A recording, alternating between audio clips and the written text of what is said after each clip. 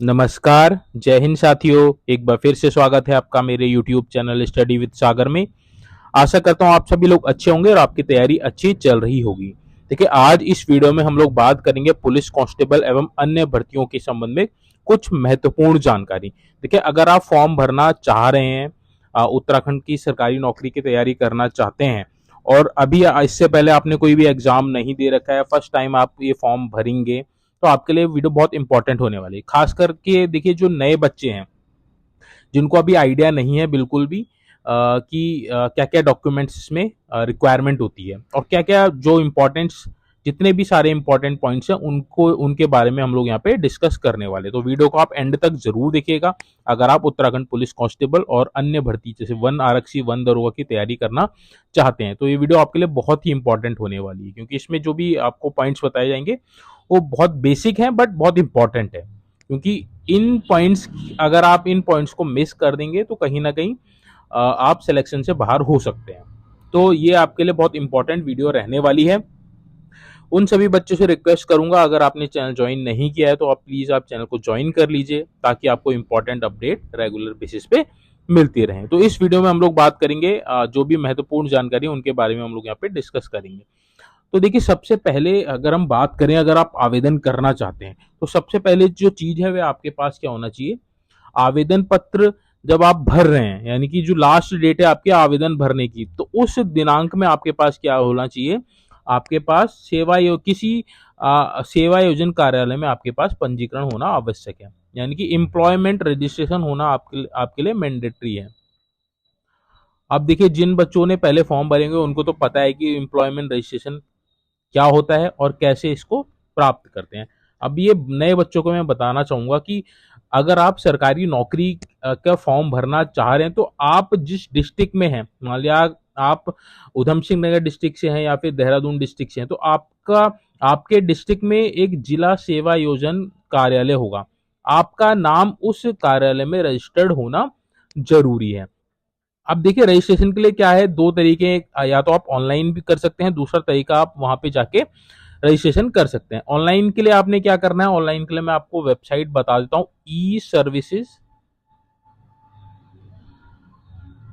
e-services.uk.gov.in।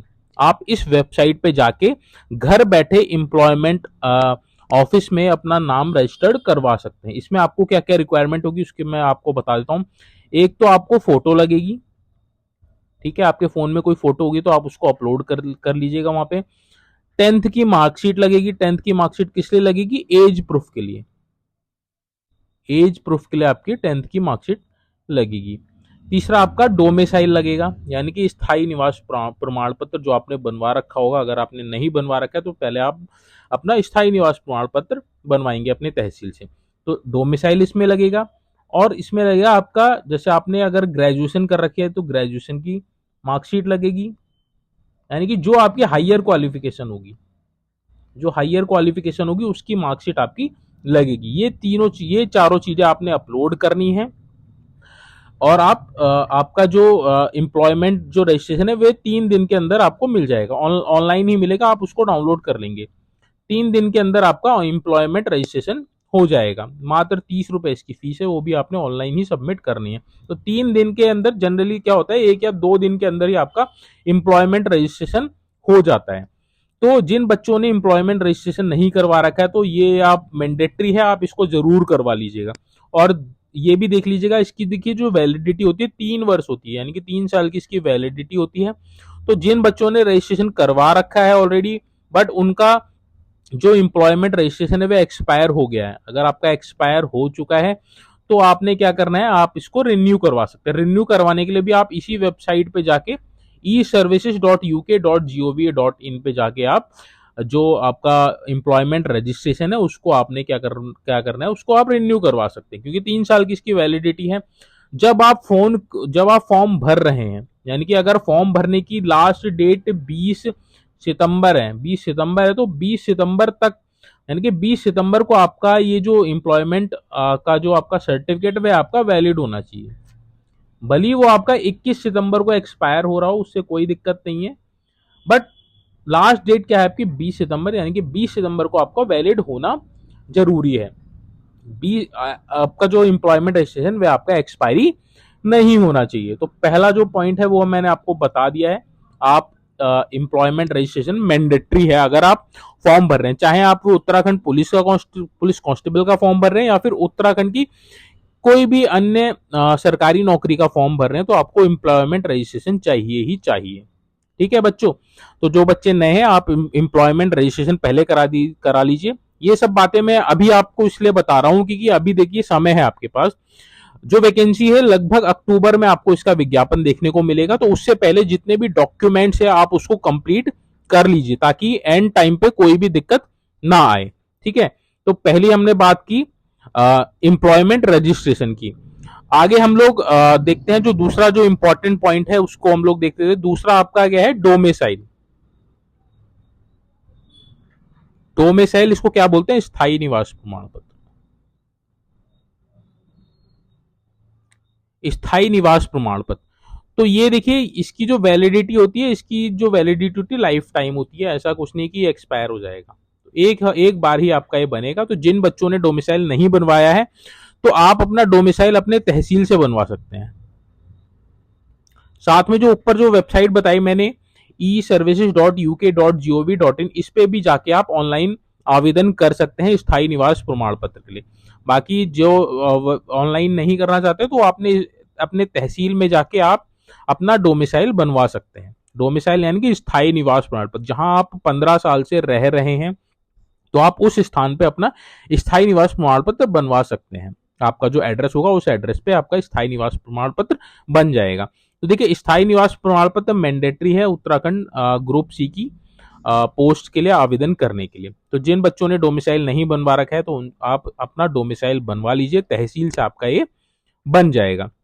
ठीक है, मुश्किल से एक हफ्ता लगेगा, एक हफ्ते के भीतर आपका डोमिसाइल बन के आ जाएगा। इसकी कोई ये इनवैलिड नहीं होता है, यानी कि इसकी जब आपका बन जाएगा तो आपके लाइफ टाइम के लिए आपका ये वैलिड रहेगा। ठीक है, अगला जो इंपॉर्टेंट डॉक्यूमेंट्स है उसके बारे में हम लोग बात करते हैं, वह आपका ईडब्ल्यूएस प्रमाण पत्र।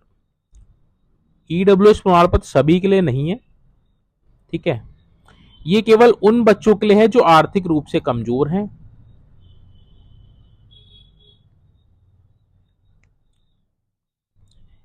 Economic wealth weaker section. ठीक है, ईडब्ल्यूएस प्रमाण पत्र जिन जिन बच्चों ने देखिए जो आर्थिक रूप से कमजोर बच्चे हैं तो वो ईडब्ल्यूएस प्रमाण पत्र बनवा सकते हैं। इसके लिए भी आपको अपने तहसील से कांटेक्ट करना पड़ेगा, वहीं से आपका ईडब्ल्यूएस बनेगा। ईडब्ल्यूएस के लिए इंपॉर्टेंट ये है कि इसकी देखिए जो वैलिडिटी होती है 1 साल की होती है। ठीक है, तो जब आप फॉर्म भर रहे हैं, फॉर्म भरने की जो लास्ट डेट है उस डेट में आपका ईडब्ल्यूएस प्रमाण पत्र क्या होना चाहिए, वैलिड होना चाहिए, वैलिड होना चाहिए। इसकी देखिए 1 साल की ही वैलिडिटी होती है, यानी कि अगर आप फॉर्म अगर आप 2024 में भर रहे हैं तो इसके जो आपका इसमें जो आपका प्रमाण पत्र बनेगा 2024-2025 का बनेगा, 2024-2025 का बनेगा। और आपकी जो इसमें जो आय होगी वो 2023 और 2024 के गणना के अनुसार होगी, यानी कि 1 साल की वैलिडिटी है। कुल मिला के ईडब्ल्यूएस प्रमाण पत्र आपका वैलिड होना चाहिए। अगर आपका इनवैलिड हो गया, यानी कि आपके जो प्रमाण पत्र की जो वैधता समाप्त हो चुकी है, तो आपको ईडब्ल्यूएस का लाभ नहीं मिलेगा, ये आप देख लीजिएगा। तो 1 साल की वैलिडिटी होती है, तो आप फॉर्म भरने से पहले अपना ईडब्ल्यूएस प्रमाण पत्र रिन्यू करवा लीजिएगा, उसको दोबारा बनवा लीजिएगा, क्योंकि इसकी वैलिडिटी 1 साल ही होती है। तो आप अपना ईडब्ल्यूएस प्रमाण पत्र जिन जिन बच्चों ने बनवा रखा है तो आप देख लीजिएगा कब तक वो वैलिड है। अगर इनवैलिड होने वाला है तो आप उसको अभी उसको समय रहते उसको आप दोबारा से बनवा सकते हैं। ठीक है, वैलिडिटी इसकी 1 साल ही रहती है। ईडब्ल्यूएस प्रमाण पत्र के बारे में बता दें। चौथा हमारा है आपका ओबीसी सर्टिफिकेट। ओबीसी सर्टिफिकेट देखिए जो बच्चे ओबीसी कैटेगरी से बिलोंग करते हैं तो उनको मैं बता दूं, जो ओबीसी सर्टिफिकेट होता है आपका 3 साल के लिए वैलिड होता है, 3 साल के लिए वैलिड होता है। तो जिन बच्चों का देखिए प्रमाण पत्र अवैध होने वाला है, यानी कि उसकी जो वैलिडिटी है समाप्त होने वाली, तो आप इसको रिन्यू करवा लीजिएगा। अपने ओबीसी की जो सर्टिफिकेट की जो वैलिडिटी है उसको आप बढ़वा लीजिएगा। ठीक है, क्योंकि 3 साल की इसकी वैलिडिटी होती है। मान लिया लास्ट डेट फॉर्म भरने की आपकी 20 सितंबर है और आपका आपका जो ओबीसी का सर्टिफिकेट है 19 सितंबर को एक्सपायर हो रहा है, तो आपको ओबीसी का लाभ नहीं मिलेगा, आपको जनरल कैटेगरी में ट्रीट किया जाएगा।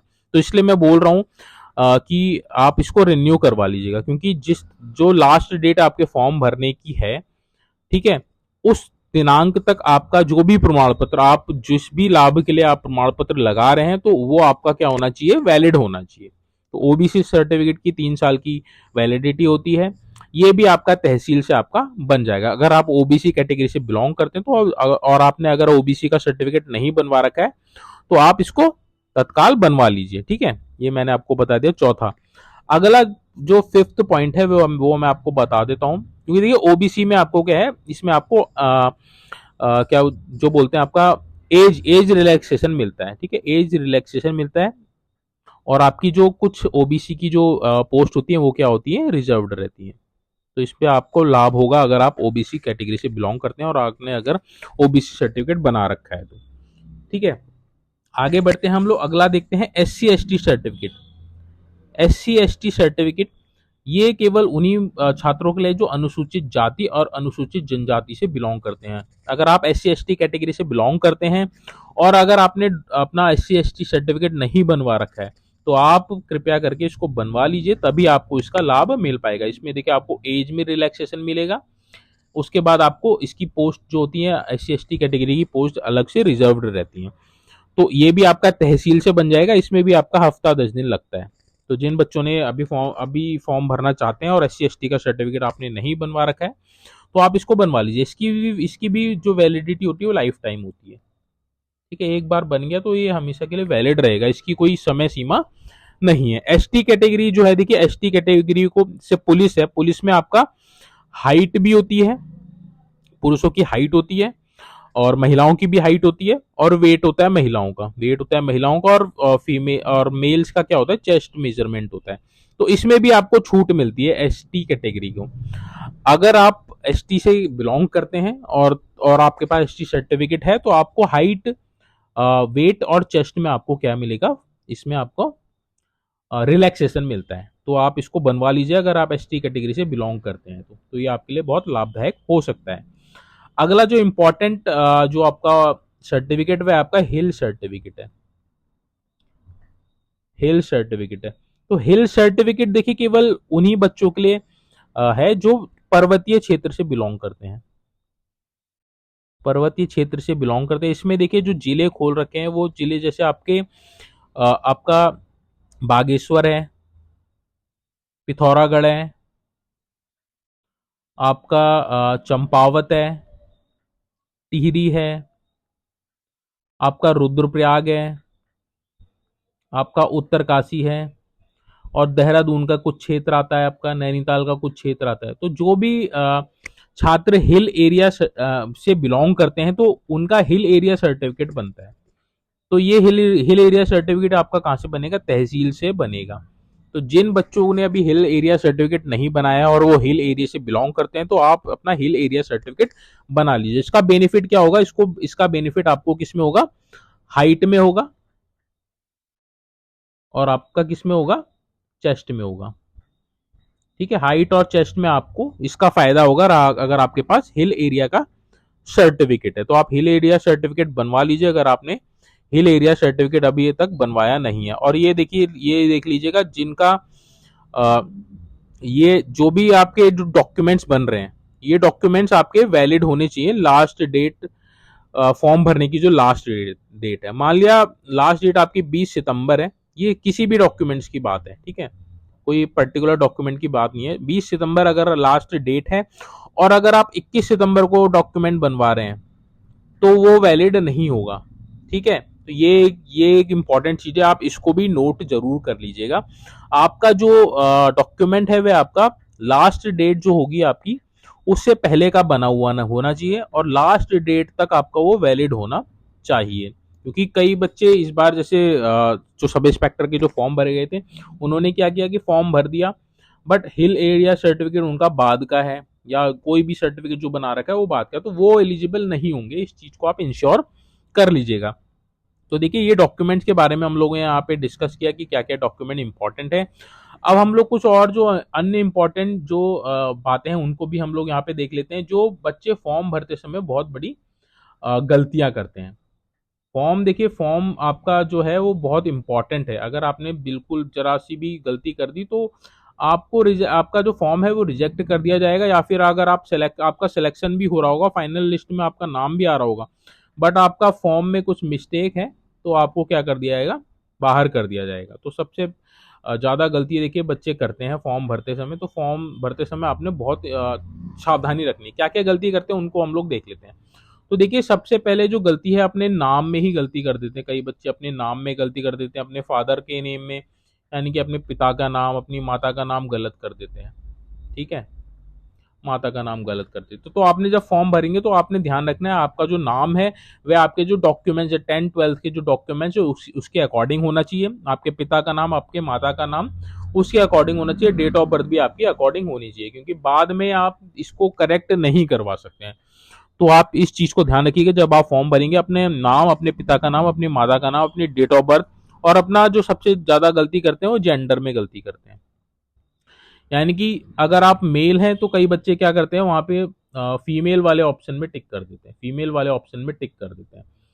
तो मेल है तो आप मेल वाले में ही आपने टिक करना है, फीमेल है तो आपने फीमेल वाले में टिक करना है। तो ये गलती बच्चे करते हैं। तीसरी गलती क्या है कि बच्चे जब फॉर्म भरते हैं तो वहां पे हिल एरिया सर्टिफिकेट वाला जो ऑप्शन आता है वहां पे क्या कर देते हैं, नो कर देते हैं। नो अगर आपने कर दिया तो आपको हिल एरिया का आपको लाभ नहीं मिलेगा, भले ही आपके पास उसका सर्टिफिकेट है। तो जब आप फॉर्म भर रहे हैं तो अगर आपने हिल एरिया से बिलोंग करते हैं और आपके पास हिल एरिया सर्टिफिकेट है तो आपने यस करना है, यस करना है, आपने नो नहीं करना है। कई बच्चों ने इस तरह का इस बार किया, जो आपका क्या बोलते हैं, पुलिस सब इंस्पेक्टर का जो आपका फिजिकल चल रहा है उसमें। तो अब उन्होंने क्या किया, हिल सर्टिफिकेट की जगह पे आपने क्या कर दिया, नो कर दिया, बट आपके पास हिल सर्टिफिकेट, तो आपको इस चीज का फायदा नहीं मिल पाएगा। तो हिल सर्टिफिकेट है आपके पास तो आपने यस करना है। तो इस चीज को भी जब आप फॉर्म भरेंगे तो आपने बहुत ध्यानपूर्वक भरना है। बाकी जितने भी आप जब फॉर्म भरेंगे तो एक बार विज्ञप्ति को आप अच्छे से पढ़ लीजिएगा। अगर आप एलिजिबल हैं तो उसके अकॉर्डिंग ही आपने फॉर्म भरना है, ताकि कोई दिक्कत ना आ पाए। क्योंकि कई बार क्या होता है कि आपका फाइनल सिलेक्शन होने वाला ही होता है और उसके बाद आपके डॉक्यूमेंट्स में कुछ कमी रह जाती है, आपके फॉर्म में कुछ कमी रह जाती है, तो आपको डिबार कर दिया जाता है। ठीक है, अगला जो चीज है वो मैं आपको बता दूं, आपने जब आप फॉर्म भरेंगे तो जो एप्लीकेशन फॉर्म होगा, एप्लीकेशन फॉर्म को आपने क्या करना है, डाउनलोड कर लेना है। डाउनलोड कर लेना है, क्योंकि इसकी आवश्यकता आपको बाद में पड़ती है। आपको एप्लीकेशन फॉर्म आपसे मांगा जाता है। फिर बच्चे क्या करते हैं कि सर मेरा एप्लीकेशन फॉर्म नहीं मिल रहा, तो आपने इसको डाउनलोड कर लेना है, एक दो जगह आपने सेव करना है, और इसका आपने प्रिंट आउट भी निकाल के कहीं सेफ जगह पे रख लेना है। तो देखिए, अगर आप सीरियस हैं नौकरी के लिए तो आपने ये इंपॉर्टेंट चीजें हैं, ये आपने करनी पड़ेंगी। क्योंकि अगर आप सीरियस ही नहीं होंगे, आपने एप्लीकेशन फॉर्म भर दिया बट आपको पता ही नहीं है वो कहाँ है, तो इसका मतलब आप सीरियस ही नहीं है। तो आपने एप्लीकेशन फॉर्म को सेव करके रखना है, उसका प्रिंट आउट आप निकाल के कहीं अच्छी जगह रख लीजिए, जहां से वह मिस ना हो पाए। साथ में जो आपका एडमिट कार्ड होता है, जो एडमिट कार्ड है, आप उसको भी, जब आपका एडमिट कार्ड जारी होगा तो उसको भी आपने फिजिकली फॉर्म में और डिजिटल फॉर्म में आपने दोनों ही रखना है। फिजिकल मतलब आप उसका प्रिंट आउट रख लीजिए, डिजिटल आप उसको अपने कंप्यूटर में, अपने फोन में सेव कर लीजिए, उसका स्क्रीनशॉट ले लीजिए, ताकि आपका एडमिट कार्ड कहीं मिस ना हो पाए। क्योंकि एडमिट कार्ड की भी आपको आगे जरूरत पड़ती है जब तक आपका फाइनल सिलेक्शन नहीं हो जाता है। तो देखिए, ये थी इंपॉर्टेंट कुछ बातें जो आपके लिए इंपॉर्टेंट रहेंगी। क्योंकि अगर आप तैयारी कर रहे हैं, फॉर्म भरना चाहते हैं, अगर आपने पहले फॉर्म नहीं भर रखे हैं या आपने फॉर्म भर भी रखे हैं बट आपको आपकी फॉर्म भरने में कुछ गलतियां हो जाती हैं या कुछ भी दिक्कत आ जाती है, तो आपके लिए इंपॉर्टेंट पॉइंट्स थे जो मुझे लगा आपको बताने चाहिए, इसलिए मैंने ये वीडियो बनाई है। तो बच्चों, आप सभी से रिक्वेस्ट यही है कि अपनी जो तैयारी है उसको कंटिन्यू रखिए, कंसिस्टेंसी बनाए रखिए, और अपनी जो तैयारी है उसको इस लेवल पे लेके जाइए कि आपका सिलेक्शन हो जाए। ठीक है, जितनी मेहनत करेंगे और जितनी बार आप अपना जो आपका सिलेबस है उसको रिवाइज करेंगे, रिवीजन करेंगे, प्रैक्टिस करेंगे उसका, तो आपके सिलेक्शन के चांसेस बढ़ जाएंगे। क्योंकि देखिए, कंपटीशन बहुत ज़्यादा है, कंपटीशन ज़्यादा है, तो इसलिए आपको फाइट करनी पड़ेगी। फाइट करेंगे और सही डायरेक्शन में फाइट करेंगे तो आपका सिलेक्शन जरूर होगा। ठीक है। तो ये थी इम्पोर्टेंट वीडियो। होप सो आपको वीडियो अच्छी लगी होगी, इन्फॉर्मेटिव लगी होगी। अगर अभी भी कोई आपका डाउट है इस वीडियो के संबंध में, कोई क्वेश्चन है, तो आपसे रिक्वेस्ट है आप प्लीज़ कमेंट बॉक्स में अपना जो भी क्वेश्चन होगा उसको लिखिएगा, मैं उसका रिप्लाई ज़रूर करूँगा, ठीक है। बाकी रिक्वेस्ट है आपसे, अगर आपने चैनल सब्सक्राइब नहीं किया तो प्लीज़ आप चैनल को सब्सक्राइब कर लीजिएगा, बेल आइकन जरूर प्रेस कर लीजिएगा, ताकि इम्पोर्टेंट्स अपडेट जो भी चैनल पे डाली जाए उसका आपको नोटिफिकेशन मिल जाए और कोई भी इम्पोर्टेंट खबर जो है आपकी मिस ना हो पाए, ठीक है। चलिए आज का जो ये सेशन है इसको यहीं पे हम वाइंड अप करते हैं। Thank you so much for watching this video.